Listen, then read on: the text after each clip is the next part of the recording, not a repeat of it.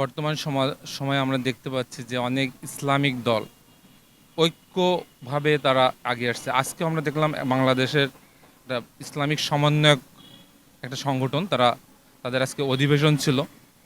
যদি ইসলামিক ঐক্য গড়ে তোলে বাংলাদেশে, আমরা জানি যে ইসলামিক যারা বক্তা আছে, ইসলামিক যারা লিডারশিপ আছে, তাদের একটা চিন্তা আছে যে মানবতার কল্যাণের কাজ।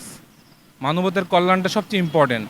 মানুষ আজকে হতদরিদ্র, যারা খেটে খায় অথবা যারা সাধারণ, তাদের ইনকাম খুবই কম, যারা এমনিতে বাংলাদেশ ইনফ্লেশন এ ভুগতেছে।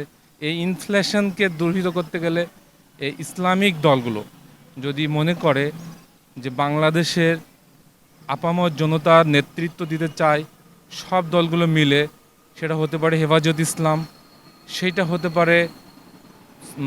হতে পারে বাংলাদেশ জামায়াত ইসলাম, হতে পারে চরমনায়ের দল, সবাই মিলে যদি আরও ছোটোখাটো যেসব দল আছে তারা ঐক্য গড়ে তুলতে পারে, বাংলাদেশে অবশ্যই বাংলাদেশের যে মানুষের আকাঙ্ক্ষা, বাংলাদেশের মানুষের যে চিন্তা ভাবনা, বাংলাদেশের মানুষের যে গ্যাপ, সাধারণ মানুষ যে না পাওয়ার একটা যন্ত্রণা, বিশেষ করে অনেকেই পড়াশোনা শেষ করছে কিন্তু চাকরি পাচ্ছে না।